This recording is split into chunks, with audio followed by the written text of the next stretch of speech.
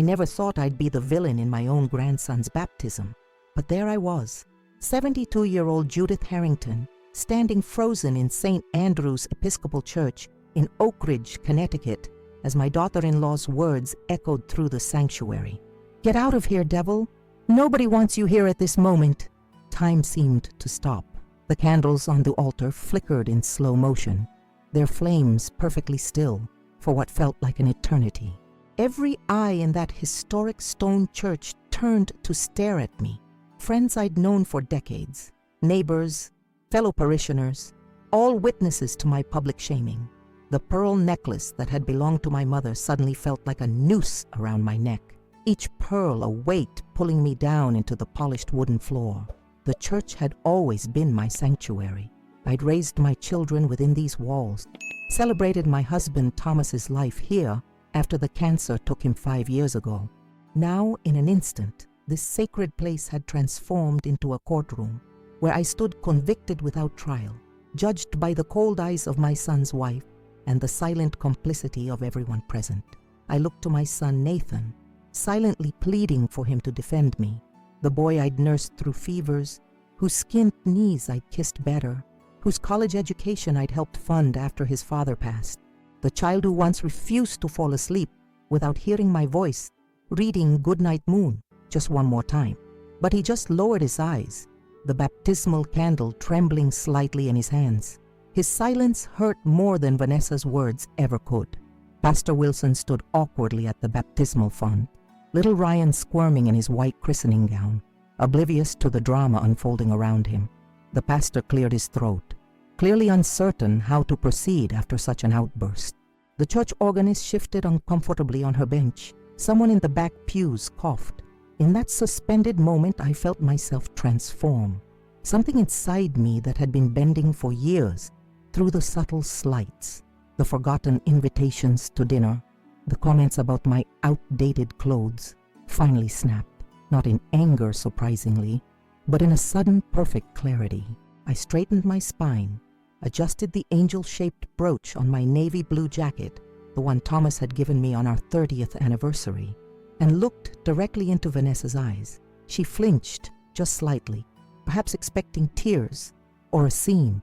"May God bless my grandson," I said, my voice remarkably steady, carrying through the perfect acoustics of the church, "and may he grow with more compassion than he witnesses today." I turned and walked slowly down the center aisle, each step deliberate on the worn red carpet. I could hear the whispers rippling like waves behind me, the rustle of Sunday best as people shifted in their seats. I felt dozens of eyes boring into my back, but I kept my head high, my eyes fixed on the carved wooden doors ahead. As I neared the last pews, I noticed my daughter Rebecca rising from her seat. Our eyes met, and I saw in hers a mixture of shame and determination. She made a motion as if to join me, but I subtly gestured for her to remain. This wasn't the time to create further division in the family. She understood and nodded, though I could see the conflict in her expression. When I finally reached the heavy doors and felt the April air on my face, I realized I'd been holding my breath. I inhaled deeply, letting the familiar scent of Oak Ridge fill my lungs, the blooming dogwoods, the freshly cut grass of the churchyard. The cobblestone street that I'd walked for over 4 decades now seemed like a foreign landscape stretching before me. That's when I noticed something peculiar. As I gathered my purse and gloves from the vestibule table, an envelope fell to the ground. It wasn't mine. I was certain of that. I bent to retrieve it, more from habit than curiosity. It was an ordinary white envelope with no addressee. I slipped it into my bag without much thought, assuming it belonged to another parishioner. I made my way to Community Center Gardens, that peaceful place where I'd taken Nathan and Rebecca to play as children, where Thomas and I had sat discussing our dreams for the future. I found my usual bench beneath the old oak tree, and only then permitted the tears to come. They weren't just tears of hurt, I realized. They were tears of anger, disappointment, and surprisingly, relief, as if a mask I'd been wearing for years had finally fallen away. Wiping my eyes with an embroidered handkerchief, another keepsake from Thomas, I thought about the strange journey that had led me here. After a lifetime of careful choices, of doing everything right, of putting family first and myself last. Here I was, a pariah at my own grandson's baptism. I'd noticed the changes in Nathan gradually after he married Vanessa 4 years ago. The cancelled Sunday dinners, the criticisms of my cooking, my home decor, even the way I dressed, the way Vanessa would pointedly mention how her mother, Margaret, would be the hands-on grandmother, while I would be more of an occasional visitor. When they announced Vanessa's pregnancy, I'd been overjoyed, immediately starting a collection of children's books, preparing the spare bedroom in my house for visits. But those visits never materialized. I was kept at arm's length, allowed only brief, supervised interactions with baby Ryan, always under Vanessa's watchful, critical eye. "He's colicky," she'd say when I offered to babysit. "He only settles for me." "He has allergies," was the excuse when I brought over homemade baby food. "We only feed him organic." Sitting on that bench, I remembered the odd tension I'd observed between Nathan and Vanessa in recent months. The hushed arguments that stopped when I entered the room. Nathan's increasing distraction, the dark circles under his eyes. Vanessa's nervous checking of her phone, her brittle laugh that never reached her eyes. Something wasn't right in my son's household, beyond the obvious disdain for his mother. But what? As the church bells rang in the distance, marking the end of the ceremony I'd been expelled from, I remembered the envelope. Absently, I opened it, expecting to find a baptism program or perhaps a misplaced greeting card. What I found instead made my blood run cold. The envelope contained documents, printed pages with numbers, tables, company names. At first glance, they made little sense to me. But after decades working as an English professor, I developed a keen eye for patterns in text, for the story behind the words. And these pages told a troubling story indeed. They appeared to be financial records from Davenport Financial Services, where Nathan worked as an accountant. I recognized Charles Davenport's company letterhead. The documents showed transfers to offshore accounts, shell companies, transactions that even to my untrained eye looked suspicious. I was so absorbed in trying to make sense of what I was seeing that I didn't notice the shadow falling across me until a voice spoke.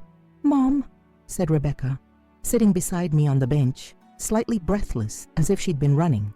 "We need to talk. There's something you need to know about Nathan and Vanessa." Her face was tense, marked by a seriousness I rarely saw in my usually light-hearted daughter. Rebecca had always been the practical one, the problem solver, the mediator in family conflicts. Seeing her, this concern only deepened my unease. I glanced down at the documents in my lap, then back at my daughter's worried face. "What could be worse than what I've just experienced, dear?" I asked, dabbing at the last traces of tears with my handkerchief. Rebecca followed my gaze to the papers and paled visibly. "Where did you get those?" she asked, her voice nearly failing. "They fell on the church floor as I was leaving," I replied, confused by her reaction. "Why? What are they?" Rebecca ran her hand through her hair, a gesture so like her father's that for a moment I saw Thomas sitting beside me. The resemblance had always been striking, but in that moment of stress, it was almost uncanny. "Those are financial records from Nathan's firm," she explained finally. "Documents that absolutely shouldn't be circulating outside the company." After that devastating moment at St. Andrews, I walked out with my head held high, despite the whispers that followed me down the aisle. But something unexpected happened as I gathered my belongings. An envelope fell from the church pew. It wasn't mine, but I picked it up reflexively. The spring air hit my face as I stepped outside, a jarring contrast to the stifling atmosphere I'd just escaped. I couldn't bear to go home yet. Not to an empty house filled with photographs of happier times, of Nathan's childhood, of Thomas and me on our 30th anniversary. Instead, I found myself walking the 6 blocks to Community Center Gardens, my heels clicking against the cobblestone streets of Oak Ridge. The gardens were quiet that Sunday morning. A few elderly couples strolled along the winding paths, nodding politely as they passed. They didn't know yet about my disgrace, about how Judith Harrington had been called devil in front of God and everyone she knew. News travels fast in small towns like Oak Ridge, but not that fast. I settled on my favorite bench, the one beneath the sprawling oak tree where Thomas had proposed to me 47 years earlier. The carved initials T plus J was still faintly visible on the trunk behind me, weathered by decades of Connecticut seasons. With trembling hands, I opened my purse for a tissue and noticed the envelope I'd absent-mindedly picked up. It was unmarked, unsealed, clearly not intended as correspondence. Probably someone's notes for the ceremony, I thought. I should return it to the church later, but curiosity got the better of me. I slid out the contents, expecting a program or perhaps a draft of Pastor Wilson's sermon. Instead, I found spreadsheets, account numbers, transaction records, all bearing the letterhead of Davenport Financial Services, the prestigious firm where Nathan had worked for the past decade. I may have been an English professor for 35 years, more comfortable with Shakespeare than spreadsheets, but even I could see these weren't ordinary financial documents. The numbers were staggering, 6, 7 figures, with notations about transfers and offshore accounts in the Cayman Islands and Switzerland. This can't be right, I whispered to myself, scanning page after page. One notation caught my eye. A. Harrington Authorization. A. Harrington Anthony Harrington, Nathan's full name, which he'd inherited from his grandfather. My heart pounded as I slowly realized what I was holding. These weren't just financial records. They were evidence of embezzlement. My son, the boy who'd once refused to keep an extra $1 given to him in incorrect change at the corner store, was stealing from his company, and not small amounts, millions, over what appeared to be a 3-year period, coincidentally, the exact length of his marriage to Vanessa. I felt physically ill, the spring sun suddenly too hot on my skin. The beautiful baptismal gown I'd sewn for Ryan, modeled after the one Nathan had worn 35 years ago, now seemed like a cruel joke. What kind of legacy was my grandson inheriting? The sound of approaching footsteps startled me. I quickly slid the papers back into the envelope, tucking it into my purse. Looking up, I saw Diane Summers, my closest friend, since we'd both started teaching at Oak Ridge College in the 1980s. "Judith!" she exclaimed, her face etched with concern. "I followed you from the church. What on earth happened in there?" Diane sat beside me, taking my hand in hers. I couldn't hold back anymore. The whole story came pouring out. Vanessa's public denouncement, Nathan's betraying silence, my humiliating exit. What I didn't mention was the envelope. Not yet.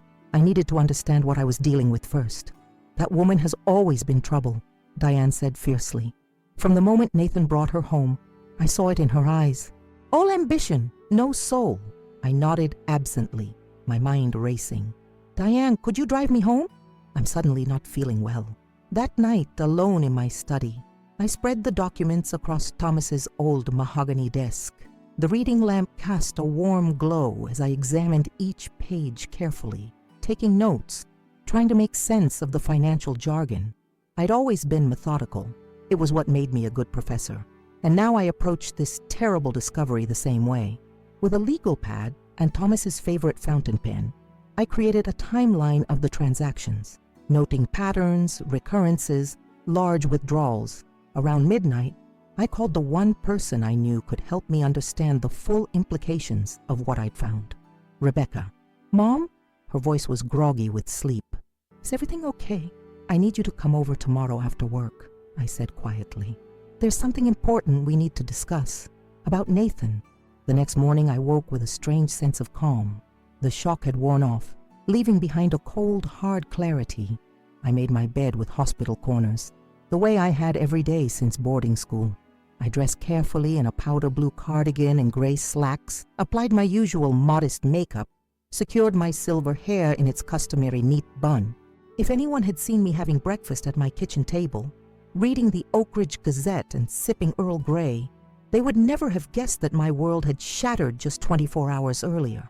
Rebecca arrived promptly at 6, still in her work clothes, a tailored charcoal suit that spoke of courtrooms and corporate meetings. She'd always been the practical one, my Rebecca. While Nathan had inherited Thomas's artistic sensitivity and emotional nature, Rebecca had my analytical mind and Thomas's unwavering sense of justice. "What's going on, Mom?" she asked as I led her into the study. "You sounded strange on the phone." Wordlessly, I handed her the envelope. She frowned, removing the contents and spreading them across the desk. much as I had done the night before. But unlike me, Rebecca immediately understood what she was seeing. I watched her face transform from confusion to shock to cold anger. "Where did you get these?" she asked, her voice barely above a whisper. "They fell from a church pew as I was leaving. I picked them up without thinking." Rebecca ran her fingers through her short brown hair, a gesture so reminiscent of her father that it made my heart ache. "Mom, this is..." She struggled for words. "This is major fraud. Nathan could go to prison for this." "I know," I said quietly. "And I'm guessing from the dates that this started right after he married Vanessa." I nodded. That was my observation as well. Rebecca paced the small study, her legal mind clearly working through implications. The lifestyle they've been living, the house in Willow Creek Estates, the new cars, Vanessa's clothes. None of it adds up on Nathan's salary. We all just assumed her parents were helping them. They weren't, I confirmed. Claudio and Margaret Cole might act wealthy, but Diane told me Claudio's construction business has been struggling for years. They're all show, no substance. "So it's been Nathan all along," Rebecca mused. "Stealing from Davenport to fund their social climbing. Or Vanessa pushing him into it," I suggested, remembering my daughter-in-law's cold ambition, her constant dissatisfaction with what she had. We stayed up late into the night, creating a plan. Not for revenge, I wasn't raised that way, but for justice, for truth, and most importantly, for protection.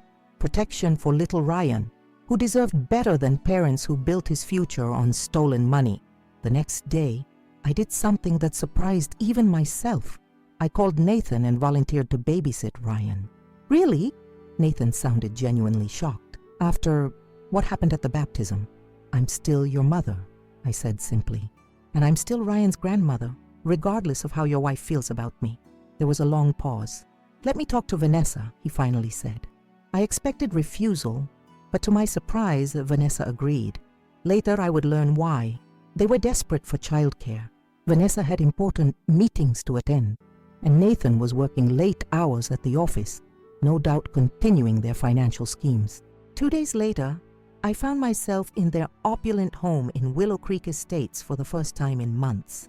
Everything about it screamed new money.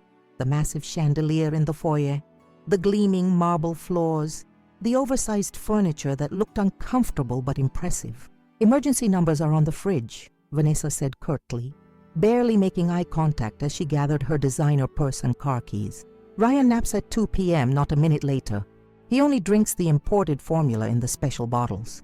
Don't give him any of that processed baby food you used to feed Nathan." I nodded pleasantly, holding my sleeping grandson in my arms. "We'll be just fine," I assured her. As soon as her BMW pulled out of the driveway, I gently placed Ryan in his crib and began my real work. I had 2 hours before his nap would end, 2 hours to search for additional evidence. It felt wrong, invasive. I'd raised my children to respect privacy, but the stakes were too high for such niceties now. Nathan and Vanessa's home office was locked, but the key was predictably hidden on the top of the doorframe. Inside, I found more financial records, carefully organized in color-coded folders. I used my phone to photograph every page, my hands shaking slightly from both fear and determination.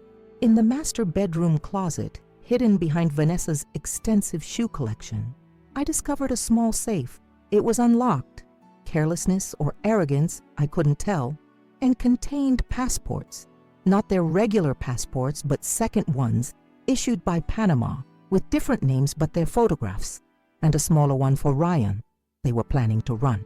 When Ryan woke, I was sitting innocently in the rocking chair beside his crib, a children's book open on my lap. I fed him, changed him, sang the same lullabies I'd once sung to Nathan. All the while, my mind was racing with the implications of what I'd discovered. That evening, when Vanessa returned, she seemed surprised to find her home in perfect order and her son happy and well-fed. "He was an angel," I told her, gathering my things to leave. "I'd be happy to watch him again whenever you need." A flicker of calculation crossed her face. "Actually, we've been looking for regular childcare. Nathan has a big project coming up and I have commitments. I'm available Tuesdays and Thursdays," I offered, careful to keep my voice neutral, not too eager, and so began my double life as spy in my son's household. Each visit allowed me to gather more evidence, to piece together their plan. They were preparing to leave the country after their upcoming anniversary celebration, a lavish party scheduled at the Oak Ridge Country Club. The stolen money had been systematically moved offshore, waiting for them to follow it. I met Rebecca weekly at the Harbor Cafe, always at a corner table where we couldn't be overheard. I'd pass her the new evidence, and she would add it to our growing case. "They've stolen nearly $4 million, she told me, after consulting with a forensic accountant friend who'd examined the documents discreetly. "Charles Davenport has no idea. Nathan's been manipulating the books for years." "What about Ryan?" I asked. My primary concern, always my grandson. "If they're arrested for fraud, he'll likely become a ward of the state temporarily," Rebecca explained, her legal training evident in her precise language. "But as next of kin with no criminal record, you'd have a strong case for custody." The weeks passed, my evidence gathering growing more methodical. I documented everything: bank statements showing deposits far beyond Nathan's salary, emails between Nathan and various offshore entities, even a calendar marked with their apparent departure date, 2 days after their anniversary party. All the while, I maintained a facade of reconciliation. I never mentioned the baptism incident. I smiled politely at Vanessa's condescending instructions about childcare. I listened to Nathan's increasingly transparent lies about work without challenge. "Mom, you seem different lately," Nathan commented one evening as he drove me home after babysitting. More at peace with everything. I looked at my son's profile in the dim car light, seeing the boy I'd raised alongside the man who'd betrayed his own values. "I've come to accept things as they are," I said carefully, "and to understand what needs to be done." He seemed relieved by my apparent surrender, never suspecting that beneath my quiet exterior, a plan was taking shape, a plan that would culminate at their anniversary party with every key player in attendance: Charles Davenport, the Coles, Pastor Wilson, and dozens of witnesses from Oak Ridge society. 3 days before the party, I met Rebecca and Diane for a final strategy session at my home. "Are you absolutely sure you want to do this?" Diane asked, her eyes concerned. "There's no coming back from it. Nathan could go to prison." I looked down at the sleeping face of Ryan, who Rebecca had picked up from daycare so we could meet privately. His tiny features were so trusting, so innocent of the chaos about to engulf his world. "Nathan made his choice when he decided to steal," I said firmly, "and Vanessa made hers when she called me devil in church. But Ryan deserves a chance at an honest life, not one built on lies and stolen money." Rebecca squeezed my hand. "We've contacted Detective Sarah Blackwell discreetly. She'll be ready to move once we present the evidence at the party. And Charles Davenport deserves to know what's happening at his company before they flee the country." "What about custody of Ryan?" I asked, brushing a gentle finger across my grandson's soft cheek. "I've prepared the emergency custody paperwork," Rebecca assured me. "We'll file it immediately after the arrests." As they left that evening, I stood in my doorway watching the sunset paint Oak Ridge's historic buildings in gold and amber. Tomorrow, I would visit the hair salon, have my nails done, purchase a new dress for the party, maintaining the illusion that I was simply a mother happy to be included in her son's celebration. But beneath that carefully constructed facade, I was preparing for battle, not with anger or vengeance, but with truth. The truth that my son and his wife had tried so desperately to hide behind their cruelty and their wealth. "You called me devil," I whispered to the evening air, thinking of Vanessa's sneering face in the church. "But you have no idea what you've awakened in me." I didn't act immediately. That's not who I am. After discovering the evidence of Nathan and Vanessa's crimes, I needed time to process what it all meant. For me, for them, and most importantly, for little Ryan. The morning after my discovery, I called my daughter Rebecca, always the level-headed one, and asked her to meet me at my home. When she arrived, I served tea in my mother's blue willow cups and laid out everything I'd found. "This isn't just creative accounting, Mom," Rebecca said, her attorney's eyes scanning the documents with growing alarm. "This is systematic fraud. They're stealing millions." "I know." My voice was surprisingly steady.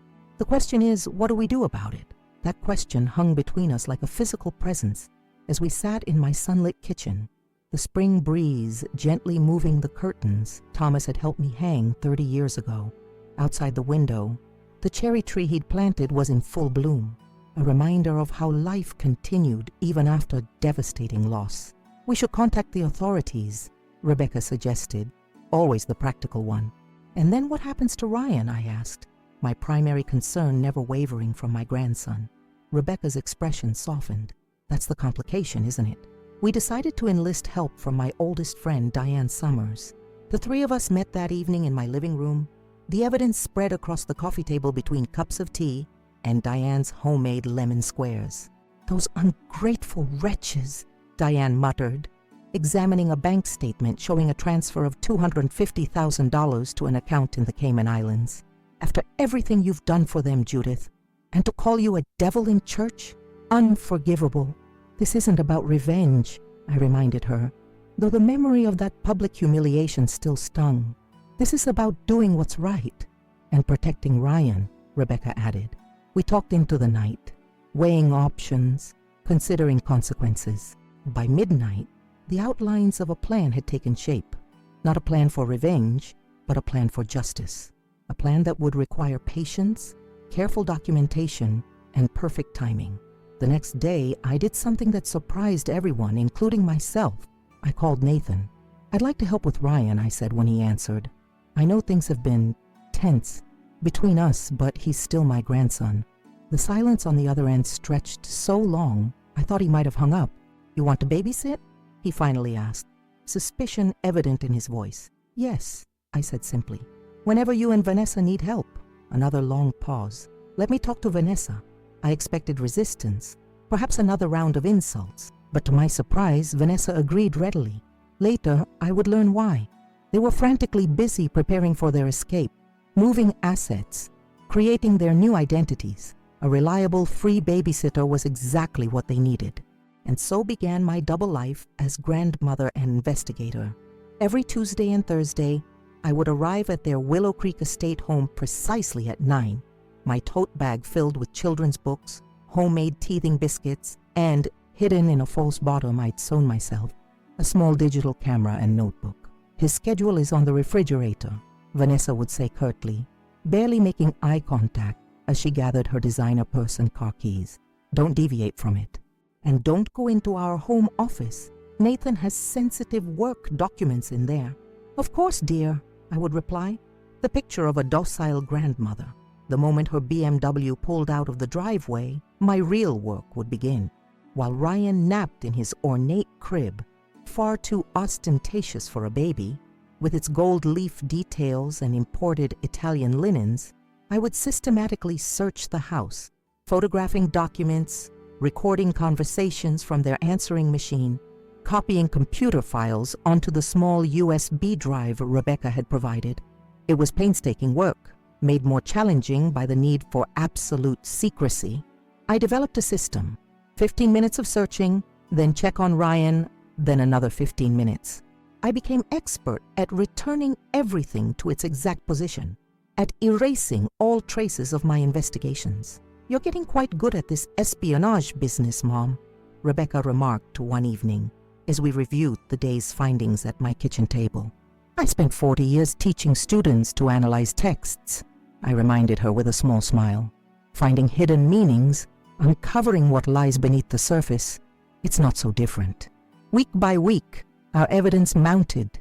Bank statements showing deposits far beyond Nathan's salary, emails between Nathan and various offshore entities, a calendar marked with their apparent departure date, 2 days after their anniversary party. Most damning of all was what I found behind a false panel in their bedroom closet, a small safe containing alternate passports for Nathan, Vanessa, and even tiny Ryan. Not their regular U.S. passports, but ones issued by Panama, with different names, but their photographs. "They're planning to disappear," Rebecca said grimly when I showed her the photographs I'd taken of these documents, probably right after the anniversary party. "But why have the party at all? Let's meet," Diane wondered, joining us for our weekly strategy session. "Why not just leave?" "Appearances," I said, understanding my daughter-in-law's mindset all too well by now. Vanessa wants one last chance to show off, to cement her social standing, even if she'll be abandoning it days later. It's all about the image for her, and it gives us the perfect opportunity, Rebecca noted. Everyone will be there, Charles Davenport, the company board members, all the Oak Ridge social elite, the perfect audience for the truth to come out. Our plan took shape like a carefully plotted novel. Rebecca would handle the legal aspects, consulting discreetly with Detective Sarah Blackwell about the proper procedures for handling financial crimes of this magnitude. Diane, with her connections throughout Oak Ridge, would ensure the right people attended the anniversary party, and I would continue gathering evidence, building an irrefutable case. Each role suited our strengths. Rebecca had always been analytical and precise. Diane was social and persuasive, and I had developed a newfound talent for patient observation, foreseeing what others tried to hide. But what about Ryan? I asked during one of our planning sessions. What happens to him when his parents are arrested? Rebecca squeezed my hand reassuringly. I've already prepared emergency custody paperwork. As his grandmother with no criminal record, you'll have a strong case for temporary custody while the courts sort everything out. The weeks passed in a blur of careful documentation and strategic planning. I maintained my facade of reconciliation, never mentioning the baptism incident, smiling politely at Vanessa's condescending instructions about childcare, listening to Nathan's increasingly transparent lies about work without challenge. You seem different lately, Mom, Nathan commented one evening as he drove me home after babysitting. More at peace with everything. I studied my son's profile in the dim car light, remembering the little boy who had once refused to keep an extra $1 given to him in incorrect change at the corner store. Where had that honest child gone? When had money and status become more important than integrity? I've come to understand what's truly important, I said carefully, which was true, though not in the way he assumed. 2 weeks before the anniversary party, I noticed something troubling in my searches, increasing references to a contingency plan in Nathan's emails with someone identified only as CM. The tone was urgent, paranoid. We might need to accelerate the timeline. One email read, D is asking too many questions about the Fisher account. D could only be Charles Davenport. Was their scheme on the verge of discovery? Would they flee before the anniversary party? I called an emergency meeting with Rebecca and Diane that evening. We may need to move faster, I explained, showing them the emails. Rebecca frowned, considering the implications. I can have Detective Blackwell ready to move at a moment's notice, but ideally we still want to confront them at the party with witnesses present. I have an idea, Diane said suddenly. Judith, you need to convince them that they're absolutely safe, that no one suspects anything.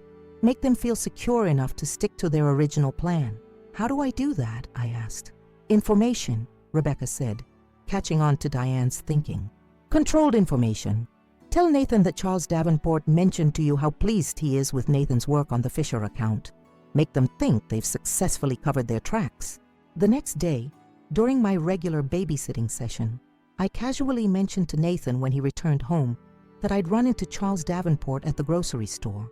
He spoke so highly of your work, I said, watching my son carefully. Something about the Fisher account? I didn't understand all the financial terms, but he seemed very impressed. The relief that washed over Nathan's face was almost painful to witness. Did he say anything else? Just that he's looking forward to your anniversary party, I replied with a smile. As am I. It's been too long since we had a family celebration. The week before the party, preparations intensified.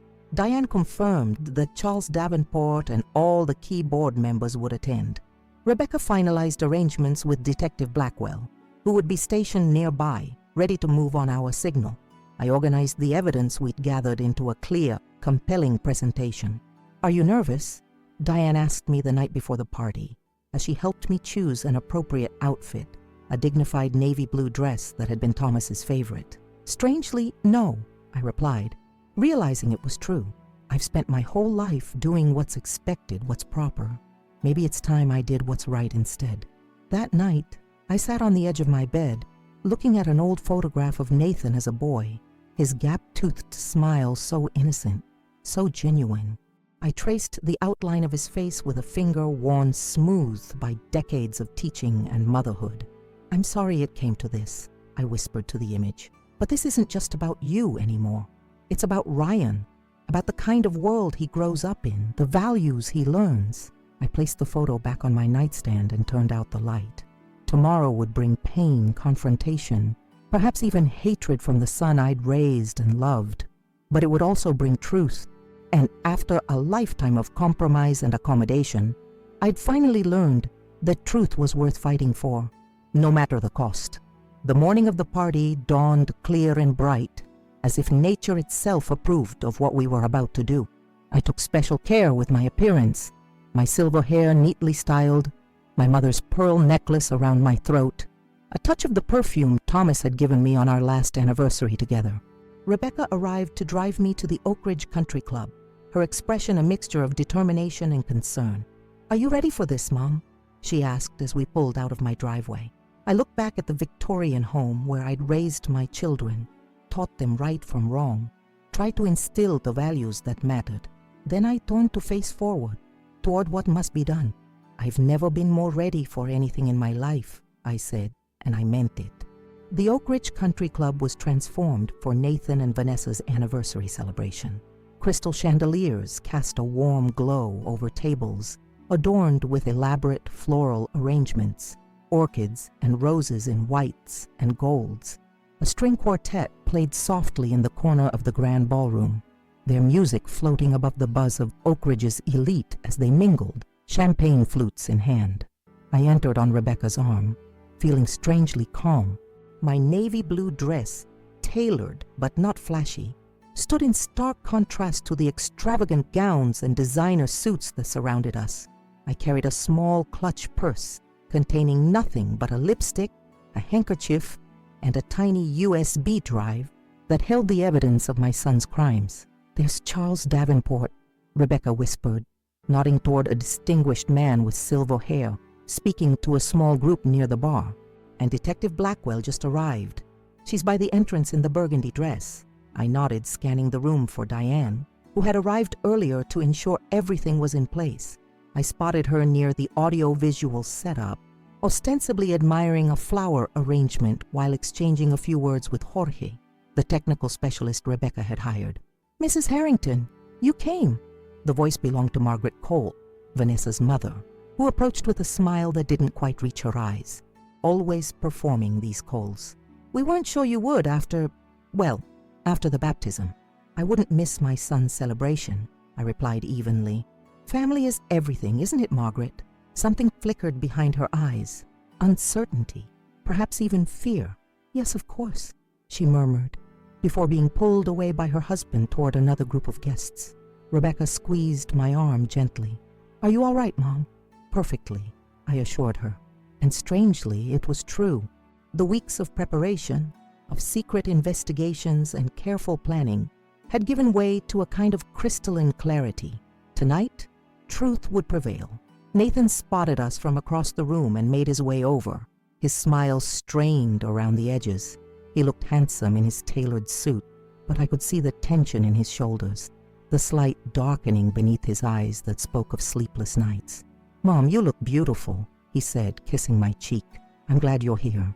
"I wouldn't be anywhere else," I replied, meaning it completely, though not in the way he assumed. Vanessa appeared at his side, resplendent in a red designer gown that probably cost more than my monthly pension.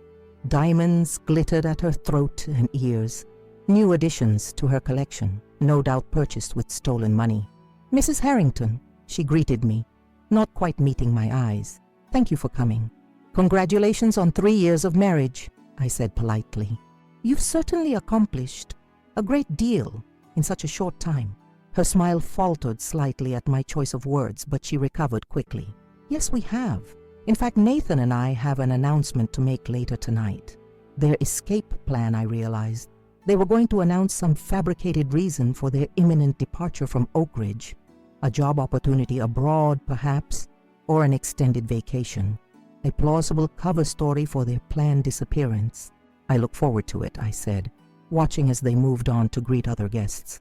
The next hour passed in a blur of small talk and calculated movements. Rebecca stayed close to Charles Davenport, engaging him in conversation. ensuring he would be perfectly positioned when the moment came. Diane flitted from group to group, her social butterfly persona the perfect cover for last-minute coordination.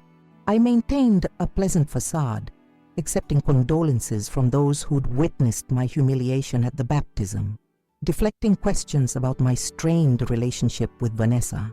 Throughout it all, I kept one eye on the ornate grandfather clock in the corner of the ballroom. 9:30. That was our agreed-upon time, when most guests would have arrived, when champagne would have loosened tongues and lowered guards. At 9:25, I excused myself from a conversation with Pastor Wilson and made my way toward the ladies' room. Instead of entering, I slipped down a side hallway where Jorge was waiting outside a small control room. "Everything is set," he confirmed, taking the USB drive I handed him. "The presentation will begin automatically when Mr. Harrington clicks to advance his anniversary slideshow." "And the recording devices?" I asked. "Active in the main ballroom. Will capture every reaction, every word." I returned to the party just as Nathan tapped a spoon against his champagne glass, calling for everyone's attention. The string quartet fell silent. Guests turned expectantly toward the small stage at the front of the room, where a large screen had been set up for what everyone assumed would be a sentimental slideshow of the couple's 3 years together. "Thank you all for coming tonight," Nathan began, his voice carrying across the now quiet ballroom. "Vanessa and I are deeply touched by your presence as we celebrate 3 wonderful years of marriage." Vanessa stood beside him, her smile radiant as she surveyed the assembled crowd. Oak Ridge's most influential citizens, all gathered to witness their social triumph. Her gaze passed over me with barely a flicker of recognition. "Before we share some of our favorite moments together," Nathan continued, "we have an exciting announcement to make." Here it comes, I thought, the cover story for their planned disappearance. "Vanessa and I have been offered an incredible opportunity abroad," he said, right on cue. "We'll be relocating to Panama next week for what we expect will be an extended stay." Murmurs of surprise rippled through the crowd. Panama, not coincidentally the country that had issued their false passports. "But first," Vanessa added, taking the small remote control from Nathan, "we'd like to share some memories from these past 3 years." She clicked the button, and the large screen behind them illuminated. But instead of wedding photos or vacation snapshots, what appeared was a bank statement showing a transfer of $450,000 to an offshore account. Vanessa frowned, clicking again. The image changed to an email from Nathan to someone identified as CM, discussing the acceleration of asset transfers and concerns about Dee's suspicions. "What is this?" she hissed, clicking frantically now. Each click brought a new damning piece of evidence. Screenshots of their false passports, records of shell companies, the deed to property purchased in Panama under their assumed names. The room had fallen completely silent. I could feel every eye moving between the screen, the increasingly panicked couple on stage, and, finally, Charles Davenport, whose face had darkened to a dangerous shade of red. "Nathan," he said, his voice cutting through the silence like a knife. "What am I looking at?" Nathan's face had drained of all color. "Sir, I can explain." "Can you?" Charles interrupted, stepping forward. "Because it looks very much like evidence of extensive embezzlement from my company." Vanessa had abandoned the remote control and was now frantically searching the room, her eyes finally landing on me. Understanding dawned on her face, followed quickly by fury. "You!" she spat. "You did this." I stood up slowly, feeling every eye in the room turn toward me. "Yes," I said simply. "I did." "How dare you?" she seethed, descending from the stage to confront me, her red dress swirling around her like flames. After everything," I interrupted, my voice steady. "After you called me devil in church, after you humiliated me in front of the entire congregation, after you and my son stole millions of dollars and planned to flee the country with my grandson." Nathan had followed her, his face a mask of betrayal and panic. "Mom, you don't understand." "I understand perfectly," I replied, addressing him directly now. "I understand that you chose money over integrity, that you were willing to raise your son on stolen funds. to teach him that appearances matter more than honesty.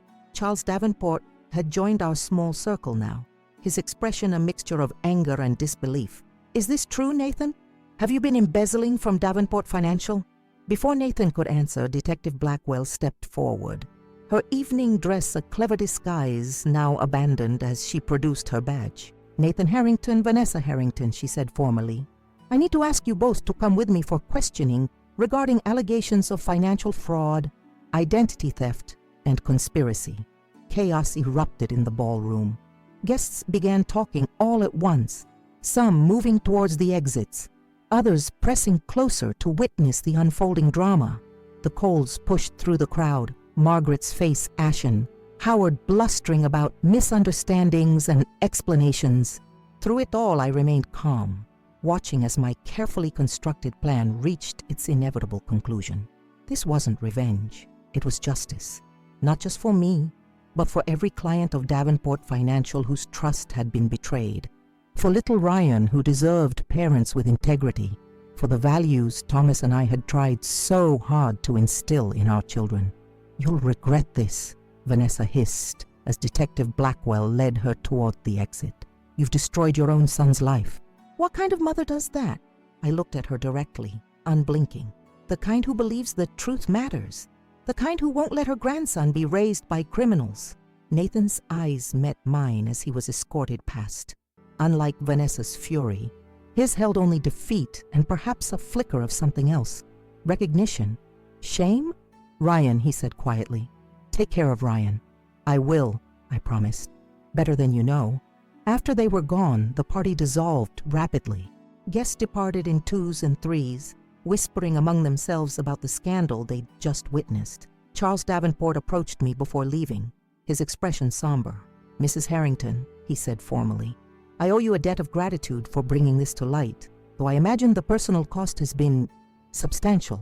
I nodded, unable to find words in that moment. Rebecca appeared at my side, her arms sliding around my waist in silent support. Diane joined us, her usual vivacity subdued by the gravity of what had transpired. "It's done," Rebecca said softly. "Detective Blackwell has confirmed they'll be held overnight at minimum. I've already filed the emergency custody paperwork for Ryan." "Where is he now?" I asked, suddenly desperate to hold my grandson, to protect him from the storm that had just broken over his family. "With a social worker," Diane explained. "But they've agreed you can pick him up first thing tomorrow morning." The ballroom had emptied now, leaving just the three of us among the abandoned champagne glasses and elaborate floral arrangements, all the trappings of a celebration that had transformed into an exposure of lies. As we walked toward the exit, I passed a large mirror on the wall and caught a glimpse of my reflection. I expected to see a woman broken by what she'd had to do, marked by the pain of betraying her own son. Instead, I saw someone standing straight and tall, silver hair gleaming in the chandelier light, eyes clear and direct. I saw a woman who had finally found her voice, who had chosen truth over comfortable lies, justice over family loyalty. A woman who, at 72, had discovered a strength she never knew she possessed. Outside, the night air was cool against my skin. Stars punctuated the clear Connecticut sky, indifferent to the human drama that had just unfolded below them. Rebecca's car waited in the parking lot, ready to take me home to an empty house that would tomorrow welcome the patter of a child's feet. "Are you okay, Mom?" Rebecca asked as she opened the passenger door for me. I considered the question carefully, searching my heart for the answer. "No," I said honestly. "Not yet, but I will be. And more importantly, Ryan will be." As we drove through the quiet streets of Oak Ridge, past the historic buildings and manicured lawns that had witnessed generations of secrets and lies, I thought about the word Vanessa had hurled at me in church. Devil. She had been wrong. What I had done tonight wasn't the work of a devil. It was the work of a woman who had finally learned that sometimes the most loving act is not to protect people from consequences, but to ensure they face them. And as for me, I had faced my own moment of truth in that church, when I chose dignity over humiliation.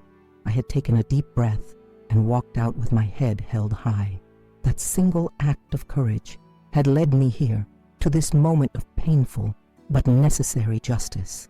Tomorrow would bring new challenges, explaining to a toddler why his parents were gone, facing the judgment of an entire town, building a new life from the ashes of what had been destroyed. But I would face those challenges as I had faced tonight, with clarity, with purpose, and with the knowledge that at long last I was being true to the values I had always claimed to hold dear. The morning after the anniversary party confrontation dawned with a watery spring light filtering through my bedroom curtains. I hadn't slept much. How could I? But there was a strange sense of calm that came with finally having everything in the open. I dressed carefully in comfortable slacks and a soft blue cardigan, preparing to meet the social worker who would bring Ryan to me. My home, quiet for so many years since Thomas passed, would soon echo with a child's laughter again, or perhaps his tears. How much would a 2-year-old understand about his parents' sudden absence? Rebecca arrived early, a folder of legal documents tucked under her arm. The judge signed the emergency custody papers this morning, she explained, setting her briefcase on my kitchen counter. You're officially Ryan's guardian until the court makes a final determination. And Nathan and Vanessa? I asked, my hands busy with the familiar ritual of making tea, needing the comforting routine. Still in custody. Bail hearing is tomorrow, but given the flight risk and the magnitude of the fraud, it's unlikely they'll be released. I nodded, absorbing this information as I poured hot water over tea leaves. The familiar scent of Earl Grey filled the kitchen, grounding me in the midst of these extraordinary circumstances. Are you having second thoughts? Rebecca asked gently, studying my face. I considered the question carefully. Not about exposing the truth, I said finally, but I keep wondering if there was another way. If I could have reached Nathan somehow, before it went this far. Before we could explore this further, the doorbell rang. My heart leapt to my throat as Rebecca went to answer it. Moments later, she returned with a professional-looking woman in her 40s and a small, solemn-faced boy clutching a blue, stuffed elephant. Mrs. Harrington, the social worker greeted me. I'm Helen Marsden from Child Protective Services, and this is Ryan, but I believe you two already know each other. I knelt down, ignoring the protest of my arthritic knees, to meet Ryan at eye level. Hello, sweetheart, I said softly. Do you remember Grandma? He nodded, his bottom lip trembling slightly. Where's Mommy and Daddy? My heart broke a little at the simple question. Helen and I had discussed how to handle this over the phone, agreeing that honesty, at a level appropriate for a 2-year-old, was essential. Mommy and Daddy had to go away for a little while, I explained. So you're going to stay with Grandma? Would that be okay? He considered this with the serious deliberation only a toddler can muster. Can Ellie stay too? He asked, holding up the blue elephant. Of course Ellie can stay, I assured him. I've made up a special room just for you two. With that settled in his mind, Ryan allowed me to take his small hand and lead him into my home. Helen stayed for about an hour, reviewing the custody arrangement and ensuring Ryan was comfortable before leaving with a promise to check in regularly. The rest of that day passed in a blur of small activities, showing Ryan his room, formerly Nathan's, now redecorated with cheerful animal prints, unpacking his belongings from the overnight bag Helen had brought, establishing something resembling a routine. By evening, he seemed to have accepted the new arrangement with the remarkable adaptability of the very young. As I tucked him into bed that night, he looked up at me with eyes so like Nathan's that it made my chest ache. Will you read me a story, Grandma? He asked, pointing to the shelf where I'd arranged a collection of children's books, some new, some preserved from Nathan and Rebecca's childhood. I selected Goodnight Moon, Nathan's favorite, and began to read, my voice steady despite the memories washing over me. When Ryan fell asleep, his small fingers still clutching Ellie the elephant, I sat beside his bed for a long while, watching the gentle rise and fall of his chest. I'll do right by you, I whispered, a promise to the sleeping child and to myself. The next morning brought the first test of that promise. The local newspaper, the Oak Ridge Gazette, ran a front-page story about the arrest. Prominent accountant and wife arrested for massive fraud, screamed the headline, with a smaller subheading. Mother exposes son's crimes at anniversary celebration. The article was detailed and largely accurate, though it painted me in more heroic terms than I felt I deserved. There was a quote from Charles Davenport praising my moral courage, and another from Detective Blackwell about the meticulous evidence I had gathered. Nowhere did it mention the personal humiliation that had set everything in motion, the public denouncement at Ryan's baptism that had pushed me to finally stand up for myself. The phone began ringing before I'd finished my first cup of coffee. I let it go to the answering machine, not ready to face the curiosity, judgment, or praise of the Oak Ridge community. Ryan and I spent the morning in the backyard, planting marigold seeds in small pots, a simple activity to occupy his hands and mind while I tried to process the new reality we were living. Around noon, an unexpected visitor arrived. Through the front window, I saw Margaret Cole's luxury sedan pull into my driveway. Vanessa's mother. My pulse quickened as I instructed Ryan to continue playing with his toys in the living room while I answered the door. Margaret stood on my porch, looking nothing like the polished, superior woman who had sneered at me for years. Her makeup was minimal, her designer clothes replaced by simple slacks and a cardigan. She seemed to have aged a decade overnight. "May I come in?" she asked, her voice lacking its usual imperious tone. I hesitated, then nodded, leading her to my kitchen, neutral territory, rather than the living room where Ryan played. "I suppose you've come about your grandson," I said as I filled the kettle. Making tea was becoming my coping mechanism for difficult conversations. "No," she said, surprising me. "Well, yes, partly. I want to make sure he's all right. But mostly I've come to tell you something you should know." I set 2 cups on the table, waiting. "Vanessa is ill," Margaret said finally. "She has been for years. Bipolar disorder with psychotic features. She was diagnosed as a teenager, but Howard and I—" She trailed off, looking down at her hands. "We insisted she hide it. Take her medication in secret. Never speak of it." I sat down slowly, processing this revelation. "Because of appearances," I said. Not a question, but a statement. Margaret nodded, shame evident in her expression. In our circle, Howard's construction business, our country club friends, mental illness was seen as a weakness, something shameful. We taught Vanessa to hide her condition, to push through her episodes, to maintain the facade at all costs. "And the medication?" I asked. "She stopped taking it after Ryan was born. Postpartum made everything worse. The outburst at the baptism, that was during a manic episode. She wasn't herself." I thought back to that day in the church, to Vanessa's flushed face, her dilated pupils, the unnatural intensity in her voice as she called me devil in front of the entire congregation. Signs I had interpreted as cruelty might have been symptoms of an illness left untreated.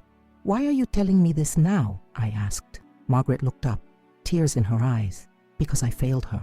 Because our obsession with appearances, with what others thought, created the perfect environment for disaster. We pushed Nathan and Vanessa to live beyond their means, to keep up with our friends' children. We created the pressure that led to their crimes." Her hand shook as she reached for the teacup I'd placed before her. "I'm not asking you to forgive Vanessa or Nathan. What they did was wrong regardless of the reasons. But I thought you should know, for Ryan's sake if nothing else, so he can understand someday that his mother wasn't just cruel or criminal. She was sick, and no one helped her." I sat in silence for a long moment, absorbing this new perspective on events I thought I had fully understood. The neat narrative of villains and victims I had constructed was suddenly more complicated, more human. "What will happen to her now?" I asked finally. "She's being evaluated by psychiatrists at the detention center. Her attorney is already talking about an insanity defense, or at least diminished capacity." Margaret set down her cup. "Nathan knew about her condition. He's been covering for her for years, trying to give her the life she wanted, to keep her stable. The fraud! It started small, just a way to maintain the lifestyle she thought she needed. Then it spiraled. Understanding dawned slowly, pieces clicking into place. The tension I'd observed between them in recent months. Nathan's increasing distraction, the dark circles under his eyes. He hadn't just been stressed about their crimes. He'd been trying to manage an increasingly unstable wife while maintaining their elaborate deception.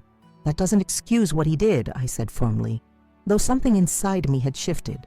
"No," Margaret agreed. "It doesn't. but maybe it helps explain it. After she left, I stood at the window watching her drive away, my mind working through the implications of what she had shared. I'd been so focused on justice, on exposing the truth, that I hadn't considered there might be truths I didn't yet understand. That evening, after putting Ryan to bed, I made a decision. I called Rebecca and asked her to arrange a visit to the detention center where Nathan was being held.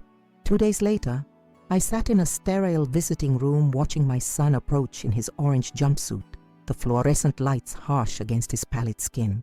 He looked smaller somehow, diminished by his circumstances and the weight of his exposed crimes. "Mom," he said as he sat across from me, separated by a table bolted to the floor. "I didn't expect to see you." "I needed to understand," I replied simply. Nathan nodded, resignation in his gesture. "I guess you know about Vanessa now, about her condition." "Margaret told me." He sighed deeply, running a hand through his unkempt hair. "I should have told you years ago. Should have asked for help instead of trying to handle everything myself. But I was so sure I could fix it all. Give Vanessa the stability she needed. Keep up appearances. Make everyone happy. By stealing," I said, my tone neutral rather than accusatory. "It started so small," he explained, his eyes fixed on the table between us. "Just a little creative accounting to cover some of Vanessa's extravagant purchases during a manic episode. Then a bit more when she went off her medication. Then more when she started making grand plans, convinced she was destined for something extraordinary." I listened as he detailed the slow descent into criminality, how each small compromise had made the next one easier, how the pressure to maintain Vanessa's increasingly precarious mental health had clouded his judgment. "I'm not making excuses," he said finally, looking up to meet my eyes. "What I did was wrong, all of it. I betrayed everything you and Dad taught me. I deserve to be here." "And Ryan," I asked, "were you really planning to take him and disappear?" Pain flashed across Nathan's face. "We were desperate. Vanessa was convinced people were out to get her, a common delusion during her episodes. The plan to leave the country was her idea, but I went along with it. I told myself it was to protect her, to give Ryan stability, but the truth is, I was just a coward, too afraid to face the consequences of what I'd done." He hesitated, then added softly, "How is he?" "Adjusting," I said. "He misses you both, but he's resilient. Children often are." Nathan nodded, tears welling in his eyes. "Mom, I'm so sorry. For everything. For not defending you at the baptism. For the lies. For dragging you into this mess." I reached across the table and took his hand, an action that surprised us both. "I'm sorry too," I said. "Not for exposing the truth. That needed to happen. But for not seeing that you were drowning. For not asking the right questions sooner." We sat in silence for a moment, mother and son connected by clasped hands and shared regret. "What happens now?" he asked finally. "You face the consequences," I replied honestly. "You try to make amends where possible. You get help, real help, not just covering up problems. And when you've done all that, when you're ready, Ryan and I will be waiting." In the weeks that followed, life settled into a new rhythm. Ryan's presence filled my home with both joy and challenge. Rebecca helped with childcare when I needed rest. Diane brought over casseroles and stayed for coffee, offering the comfortable companionship of old friendship. The initial media frenzy died down, replaced by occasional updates as the legal processes unfolded. Nathan cooperated fully with prosecutors, providing evidence that led to the arrest of Carlos Mendoza, the mysterious CM. From the emails, a financial facilitator who had helped launder the stolen funds, Vanessa was transferred to a psychiatric facility after evaluations confirmed Margaret's account of her condition. I took Ryan to visit her once, a difficult experience for all involved, but necessary for him to understand that his mother hadn't simply abandoned him. As for me, I discovered strengths I never knew I possessed. At 72, I was raising a toddler, navigating the complex legal aftermath of a major financial crime, and rebuilding my understanding of my own family. One evening, as Ryan and I watered the marigolds that had sprouted from the seeds we planted on his first day with me, he looked up with those eyes so like Nathan's and asked the question I'd been dreading. "Grandma, did Mommy and Daddy do something bad?" I knelt beside him, choosing my words carefully. Yes, sweetheart, they did. But they're trying to make it right now, and they both love you very much. He considered this with the solemn wisdom of childhood. Are they bad people? No, I said, surprising myself with the certainty in my voice. They're good people who made bad choices. And sometimes when good people make bad choices, they have to face consequences to learn and grow better. Ryan nodded, seemingly satisfied with this explanation, and returned to carefully pouring water on his plants. Looking at him, this innocent child caught in the crossfire of adult mistakes, I realized that the most unexpected outcome of my confrontation with Nathan and Vanessa wasn't justice or vindication. It was this: a chance to break cycles of deception and denial, to show Ryan a different way of living, not with wealth built on lies or appearances maintained at any cost, but with honesty, accountability, and the courage to face difficult truths, even when those truths hurt, even when they force us to re-examine everything we thought we knew about the people we love. And perhaps that was the most important thing I did when I took that deep breath in St. Andrew's Church, when I walked out with my head held high after being called devil in front of everyone I knew. I showed my grandson, though he was too young to understand it then, that dignity doesn't come from what others think of you. It comes from being true to yourself, even when standing alone. The marigolds we planted on that first uncertain day were blooming now, their bright orange and yellow faces turned toward the sun, resilient little flowers, finding beauty even after trauma, not unlike the small boy tending them, not unlike the grandmother who had found her voice at 72, not the ending I would have chosen, but perhaps the beginning we all needed. Looking back on the journey I've shared with you, I'm still amazed at how a single moment in a church, that public humiliation when Vanessa called me devil in front of everyone at my grandson's baptism, could set in motion events that would change so many lives forever. When I walked out of St. Andrew's that day, head held high despite my shattered dignity, I never imagined I'd discover evidence of financial crimes, become an unlikely investigator at 72, or end up raising my grandson while his parents faced the consequences of their actions. Life has a way of taking unexpected turns, especially when we finally find the courage to stand up for ourselves. The story I've shared isn't one of simple revenge, though that's what I initially thought I wanted. It's about something more complex: the painful necessity of truth, the courage to confront those we love when they've lost their way, and the unexpected compassion that can emerge when we look beyond the surface of people's actions to understand their struggles. I could have ignored what I found in that envelope, could have pretended Nathan and Vanessa's sudden wealth came from legitimate sources, could have swallowed my hurt and maintained the facade of family harmony that Oak Ridge society valued so highly. Many would say that's what a good mother should do: protect her child at all costs, turn a blind eye to his failings, prioritize family loyalty above all else. But what kind of lesson would that have taught Ryan? That appearances matter more than integrity, that crimes are acceptable if you don't get caught, that the opinions of others should guide your moral compass rather than your own sense of right and wrong.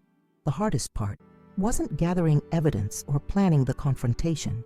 It wasn't even watching Nathan being led away in handcuffs or explaining to a 2-year-old why his parents were suddenly gone. The hardest part was recognizing that true love, for my son, for my grandson, even for Vanessa, required me to choose the painful truth over comfortable lies. Learning about Vanessa's untreated mental illness complicated the neat narrative of villains and victims I had constructed. It didn't excuse the crimes or erase the hurt, but it added another layer of tragedy to the story. A young woman pushed to hide her condition rather than seek help. A husband desperately trying to meet impossible expectations. Parents who valued social standing over their daughter's health. In exposing Nathan and Vanessa's crimes, I also exposed the toxic culture of appearances that had contributed to their downfall, a culture I had sometimes enabled through my own silence and accommodation. The reverberations spread throughout Oak Ridge, forcing many to reconsider the values they claimed to hold dear. Today, Ryan is thriving in my care. At 4 years old, He's starting preschool, making friends, growing into a compassionate, honest little boy who isn't afraid to speak his truth. Nathan, now in the minimum security portion of New Haven Federal Detention Center, calls weekly to talk with his son. Their relationship is healing slowly, built on honesty rather than the pretense that characterized so much of Nathan's adult life. Vanessa continues treatment in a psychiatric facility. Her progress is uneven but real. On good days, she writes beautiful letters to Ryan, filled with stories and drawings. On bad days, she struggles with the reality of what she's done and lost. But for perhaps the first time in her life, she's receiving the help she truly needs rather than being forced to maintain a perfect facade. As for me, I've discovered that 72 isn't too old to reinvent yourself, too old to stand up for what's right, too old to raise a child, build new relationships, or speak your truth even when your voice shakes. I've learned that courage isn't the absence of fear, but the decision that something else matters more. That justice isn't always about punishment, but about setting things right. That love sometimes requires making the hardest choices imaginable, and that forgiveness of others and of yourself is a process, not a single act. If my story has touched something in you, if it's made you think about the times you've stayed silent when you should have spoken, the times you've chosen comfort over truth, or the times you've judged someone without understanding their full story, then I ask you to take a moment now to subscribe to Revenge Expected. This channel isn't really about revenge. It's about people finding the courage to stand up after being knocked down, to speak truth to power, to choose dignity over humiliation. Each week we share stories like mine, real accounts from real people who refuse to remain victims of circumstance or cruelty. Filming these videos takes tremendous courage for those of us sharing our most vulnerable moments. It takes hours of preparation, emotional energy, and the willingness to relive painful memories in hopes that our experiences might help others. Your subscription is more than just a click. It's an acknowledgement that these stories matter, that truth matters, that speaking up matters. If you found value in my journey, please also take a moment to like this video and leave a comment below. I'd particularly love to hear your thoughts on this question. Have you ever had to choose between family loyalty and doing what's right? What guided your decision? Your comments create a community around these difficult stories, helping all of us feel less alone in our struggles and dilemmas. They also help our videos reach others who might need to hear exactly these messages at exactly the right time in their lives.